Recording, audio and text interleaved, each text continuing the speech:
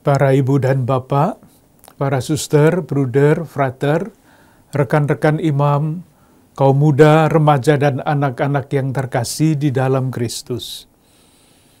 Pada hari Rabu Abu 14 Februari 2024 yang akan datang, kita akan memasuki masa Prapaskah.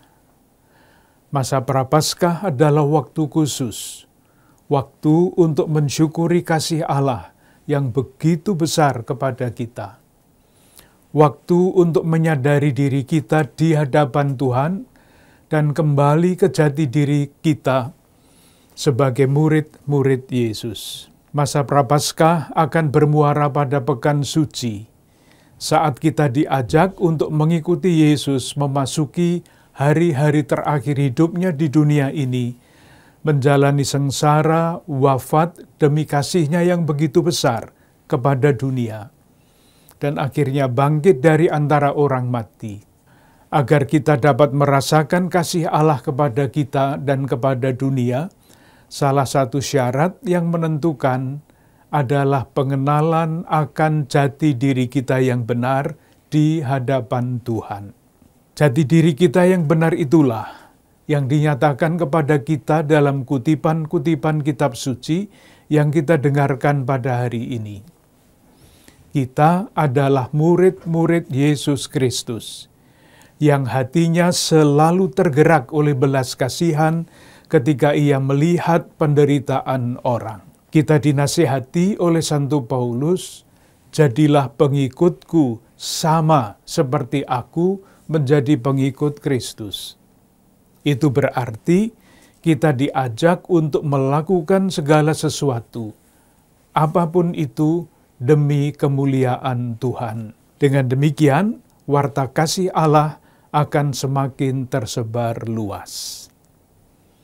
Saudari-saudaraku yang terkasih, sabda Tuhan itu dapat menjadi inspirasi untuk mendalami dan mewujudkan aksi nyata semangat solidaritas dan subsidiaritas yang menjadi perhatian khusus kita sebagai umat Katolik Keuskupan Agung Jakarta pada tahun 2024 ini. Tema ini tidak dapat dipisahkan dari tema arah dasar Keuskupan Agung Jakarta tahun-tahun sebelumnya, yakni hormat terhadap martabat manusia tahun 2022 dan kesejahteraan bersama tahun 2023. Solidaritas dan subsidiaritas adalah cara bertindak untuk menciptakan kesejahteraan bersama yang dilandaskan pada rasa hormat terhadap martabat manusia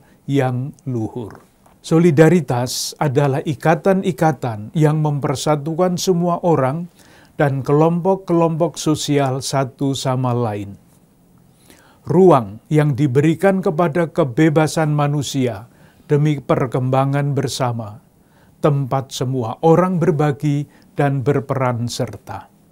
Prinsip solidaritas menunjukkan sifat sosial setiap pribadi manusia, kesetaraan semua orang dalam martabat dan hak-haknya, serta jalan bersama individu-individu dan bangsa-bangsa menuju kesatuan. Santo Yohanes Paulus II menyatakan bahwa solidaritas merupakan ketetapan hati yang kokoh untuk membaktikan diri demi kesejahteraan bersama. Artinya, demi kebaikan semua orang dan setiap individu, karena kita semua bertanggung jawab untuk semua orang.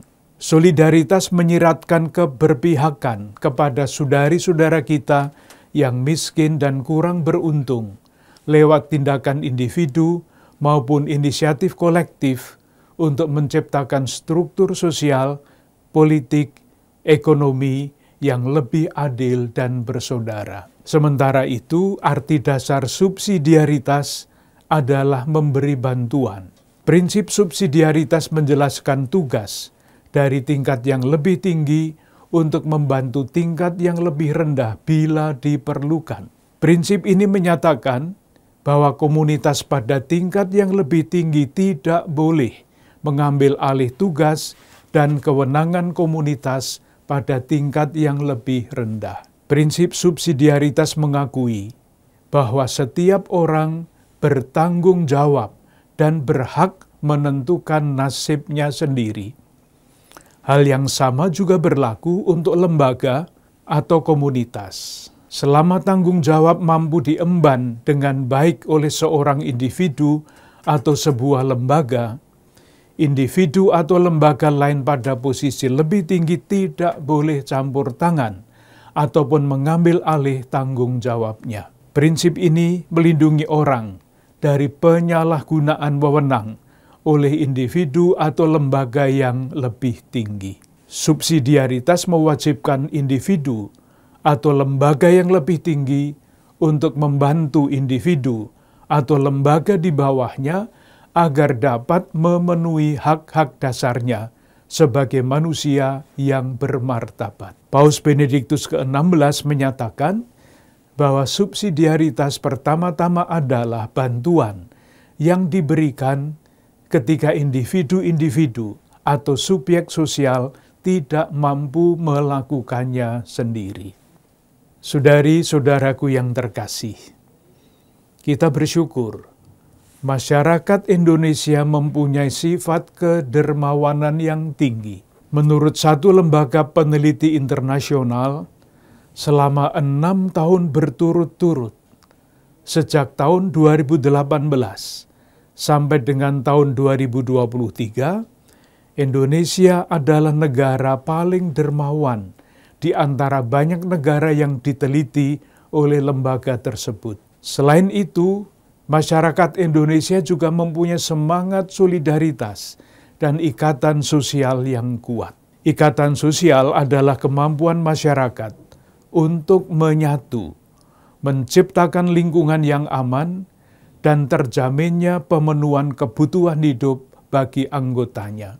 Menurut salah satu penelitian yang lain, tingkat ikatan sosial antar warga tergolong baik, 73,4%. Toleransi antar warga juga baik, 81,9%. Solidaritas sosial menjadi identitas yang dimiliki bangsa Indonesia sejak lama. Kita juga ingin mengapresiasi capaian-capaian pemerintah dalam menciptakan kesejahteraan bersama, khususnya di bidang sosial ekonomi, sebagaimana ditunjukkan dalam angka-angka oleh Badan Pusat Statistik. Namun, pertumbuhan ekonomi ini tidak dibarengi dengan pembagian yang adil. Tingkat ketimpangan pengeluaran penduduk masih cukup tinggi. Berdasarkan distribusi pengeluaran, orang miskin 40% terbawah hanya kebagian 18,05%. Sedangkan orang yang berpunya 20% teratas mendapat bagian 46,71%. Pertumbuhan ekonomi juga tidak berbanding lurus dengan perbaikan kondisi ekonomi rakyat. Biaya hidup meningkat, masyarakat semakin sulit untuk mendapatkan pekerjaan. Dalam 3 tahun terakhir, pertumbuhan angkatan kerja masih tetap lebih tinggi dibandingkan pertumbuhan lapangan kerja. Di samping masalah ketidakadilan, kemiskinan, dan pengangguran, kita juga sangat prihatin dengan masalah korupsi di Indonesia yang semakin memburuk. Ini terlihat jelas baik dari berita-berita yang setiap hari kita dengar dan saksikan, maupun dari lembaga-lembaga yang meneliti masalah korupsi ini. Saudari-saudaraku yang terkasih, tepat pada hari Rabu Abu yang akan datang, Indonesia akan melakukan pemilihan umum untuk memilih presiden dan wakil presiden, anggota Dewan Perwakilan Rakyat, serta anggota Dewan Perwakilan Daerah. Kita berharap pemimpin-pemimpin yang akan kita pilih adalah pribadi-pribadi yang sungguh bekerja untuk kesejahteraan bersama. Semangat solidaritas dan subsidiaritas sudah seharusnya menjadi dasar dalam membangun bangsa Indonesia agar tetap bersatu, mengupayakan masyarakat adil, makmur, sejahtera, dan damai, dengan terus menjunjung tinggi nilai-nilai demokrasi, penegakan hukum, dan hak-hak asasi manusia. Saya berharap umat Katolik dapat memilih calon-calon pemimpin baru yang memenuhi kriteria seperti yang disampaikan oleh para uskup yang bergabung dalam Konferensi Wali Gereja Indonesia, yakni memegang teguh Pancasila dan Undang-Undang Dasar 1945, menghormati kebinekaan, memiliki integritas, mengutamakan kepentingan nasional di atas kepentingan pribadi atau golongan, mempunyai keberpihakan kepada kaum kecil, lemah, miskin, tersingkir, difabel, memiliki rekam jejak yang terpuji, menjunjung tinggi martabat manusia, dan menjaga keutuhan alam ciptaan. Perbedaan pilihan hendaknya tidak memecah belah umat Katolik, khususnya dan masyarakat Indonesia pada umumnya. Saudari-saudaraku yang terkasih, sebagaimana sudah disebutkan, kita patut bersyukur masyarakat kita memiliki keutamaan-keutamaan luhur yang sudah hidup sejak lama, seperti kedermawanan, ikatan sosial, dan semangat solidaritas yang tinggi. Namun di lain pihak kita juga masih menghadapi masalah-masalah ketidakadilan, kemiskinan, pengangguran, dan korupsi.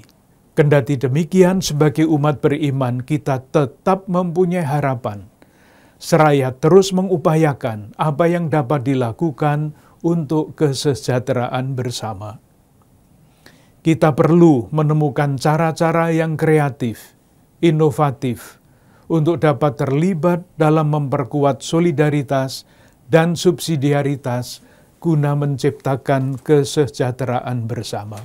Bagi umat Katolik yang terjun dalam bidang politik dan sosial kemasyarakatan, saya mendorong Anda untuk ikut terlibat aktif dan tidak takut untuk memperjuangkan nilai-nilai keadilan, solidaritas, dan subsidiaritas untuk menciptakan kesejahteraan bersama.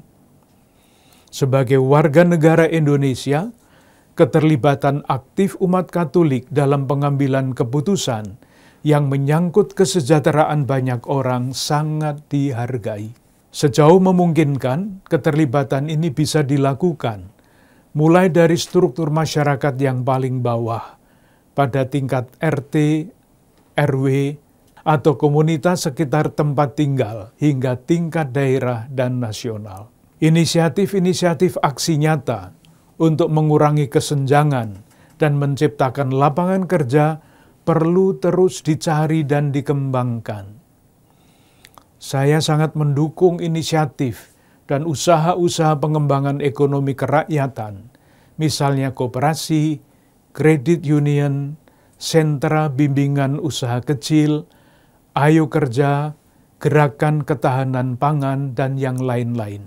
Inisiatif-inisiatif lain dapat pula dilakukan seperti edukasi kesehatan mental, konseling, partisipasi dalam pencegahan stunting, bekerjasama dengan puskesmas atau dinas kesehatan, pemberian bantuan karitatif kepada saudari-saudara kita yang sungguh-sungguh membutuhkan, dan inisiatif-inisiatif lain dengan menjawab pertanyaan, apa yang harus kita lakukan untuk memperkuat semangat solidaritas dan subsidiaritas guna menciptakan kesejahteraan bersama. Akhirnya saya ingin mengucapkan terima kasih kepada para ibu dan bapak, saudari dan saudara, kaum muda, remaja dan anak-anak, para suster, bruder, frater, dan para imam di Keuskupan Agung Jakarta, yang dengan berbagai macam cara telah berupaya untuk menampakkan wajah Allah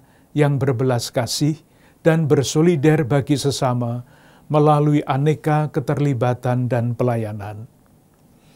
Kita berharap berbagai inisiatif yang kita jalankan, khususnya selama masa Prapaskah, terus dapat menjadi sumbangan kita untuk mewujudkan kesejahteraan bersama, wujud nyata keselamatan. Salam dan berkat Tuhan untuk Anda semua, keluarga dan komunitas Anda. Bunda Maria dan Bapak Yusuf, doakanlah kami.